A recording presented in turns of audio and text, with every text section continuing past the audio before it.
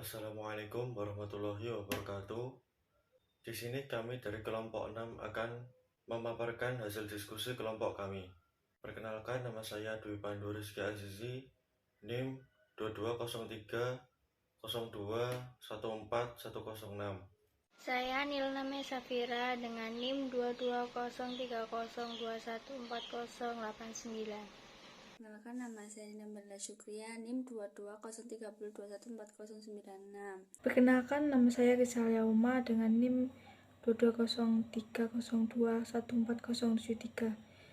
Nomor 1. Capaian paradigma pembangunan bidang politik.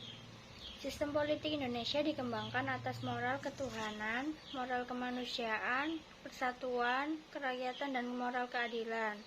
Pancasila sebagai paradigma politik diartikan bahwa Pancasila bersifat sosial politik dalam cita-cita bersama yang ingin diwujudkan dengan menggunakan nilai-nilai dalam Pancasila. Pemahaman untuk implementasi dapat dilihat secara berurutan terbalik, yaitu penerapan dan pelaksanaan keadilan sosial, mementingkan kepentingan rakyat atau demokrasi, melaksanakan keadilan sosial, dan penentuan prioritas kerakyatan berdasarkan konsep mempertahankan kepersatuan. Selanjutnya, pendekatan kemanusiaan yang adil dan beradab. Dan nilai-nilai di atas bersumber pada nilai-nilai ketuhanan yang Maha Esa. Di era globalisasi, implementasi perlu direkonstruksi dalam pewujudan masyarakat warga. Dengan demikian, nilai-nilai sosial politik yang dijadikan moral baru masyarakat informasi adalah: yang pertama, nilai toleransi; 2, nilai transparansi; 3, nilai kejujuran dan komitmen; dan bermoral berdasarkan konsensus. Fukuyama dalam Sunario tahun 2000. Pengembangan dan pembangunan bidang politik harus mendasarkan pada tuntunan hak dasar manusia atau disebut hak asasi manusia. Dasar politik ini menunjukkan kepada kita bahwa bentuk dan bangunan kehidupan masyarakat yang bersatu pada sila ketiga, demokrasi sila keempat, berkeadilan dan berkemakmuran sila kelima, serta negara yang memiliki dasar-dasar moral ketuhanan dan kemanusiaan. Dengan sendirinya, kesemuanya harus diletakkan dalam kerangka nilai-nilai yang dimiliki oleh masyarakat sebagai filsafat hidupnya, yaitu nilai-nilai Pancasila. Nomor 2. Capaian paradigma pembangunan bidang ekonomi. Sesuai dengan paradigma Pancasila dalam pembangunan ekonomi, maka sistem dan pembangunan ekonomi berpijak pada nilai moral Pancasila. Sistem ekonomi mendasar Pancasila adalah sistem ekonomi kerakyatan yang berasas kekeluargaan.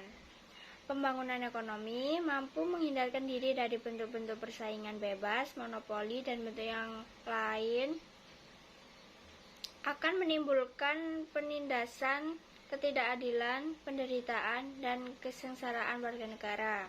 Ekonomi kerakyatan mampu memberdayakan daerah atau rakyat berekonomi sehingga lebih adil, demokratis, transparan, dan partisipatif. Tujuan ekonomi adalah untuk memenuhi kebutuhan manusia agar manusia menjadi lebih sejahtera.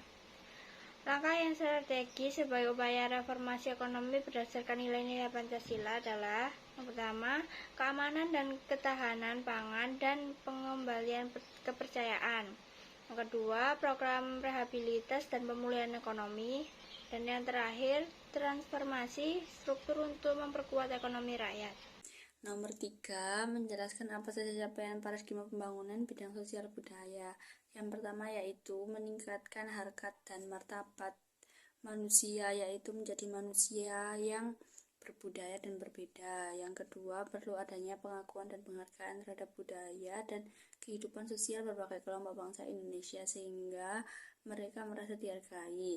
Yang ketiga yaitu pengembangan pembangunan sosial budaya atas dasar penghargaan terhadap nilai sosial dan budaya yang beragam di seluruh wilayah Nusantara.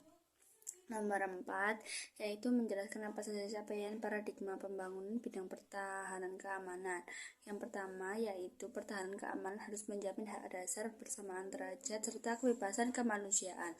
Yang kedua, yaitu pertahanan keamanan diperuntukkan demi terwujudnya keadilan dalam masyarakat agar negara benar-benar meletakkan pada fungsi yang sebenarnya sebagai suatu negara yang berdasarkan kekuasaan. Yang terakhir, yaitu melindungi segenap bangsa Indonesia dan seluruh tumpah darah Indonesia. Nomor 5. Capaian paradigma pembangunan dalam bidang hukum. Perlindungan terhadap HAM, perimbangan keuangan antara pemerintah pusat dan daerah, pelaksanaan pemilu yang dinaungi hukum, penyelenggaraan negara yang bersih dan bebas dari KKN, pencabutan referendum, susunan ketatanegaraan yang mendasar, pembagian dan pembatasan tugas-tugas ketatanegaraan yang juga mendasar, persamaan hak dan kewajiban antar sesama warga negara, membina kerukunan antar masyarakat. Nomor 6. Capaian paradigma pembangunan kehidupan umat beragama. Bertetangga dengan rukun dengan agama lain, saling membantu antar umat beragama, menghormati mengenai kebebasan beragama, saling menasihati antar umat beragama, persamaan hak dan kewajiban antar umat beragama, membela yang teraniaya, negara memberi fasilitas bagi tumbuh kembangnya agama, mengedepankan toleransi antar umat beragama. Nomor 7. Pancasila sebagai paradigma pengembangan ipteks. Ilmu pengetahuan, teknologi, dan seni atau ipteks pada hakikatnya merupakan sesuatu hasil kreativitas rohani manusia. Tujuan yang esensial dari iptek adalah demi kesejahteraan umat manusia, sehingga iptek pada hakikatnya tidak bebas nilai namun terikat oleh nilai. Sila ke-1, mengkomplementasikan ilmu pengetahuan, mencipta keseimbangan antara rasional dan irasional, antara akal, rasa, dan kehendak. Sila kedua, memberikan dasar-dasar moralitas manusia, bahwa dalam mengembangkan iptek harus bersifat beradab dan iptek adalah sebagai hasil budaya manusia yang beradab dan bermoral. Sila ketiga, mengkomplementasikan iptek hendaknya dapat mengembangkan rasa nasionalisme, kebesaran bangsa, serta keluhuran bangsa sebagai bagian dari umat manusia di dunia. Sila keempat, mendasari pengembangan iptek secara demokratis, artinya setiap ilmuwan harus memiliki kebebasan untuk mengembangkan iptek, juga harus menghormati dan menghargai kebebasan orang lain. Sila kelima, mengkomplementasikan pengembangan iptek haruslah menjaga keseimbangan keadilan dalam kehidupan kemanusiaan. Untuk yang nomor 8, mekanisme atau prosedur perumusan RPJMN. 1. Pasal 10 ayat 2. Menteri menyiapkan rancangan awal RPJMN berdasarkan RPJMN 2025 sampai 2025. Rancangan teknokratik dan visi misi serta program prioritas Presiden. Yang langkah selanjutnya pasal 11 ayat 6. Rancangan awal RPJM nasional disampaikan kepada Presiden untuk disepakati dalam sidang kabinet sebagai pedoman penyusunan rancangan Rensta KL.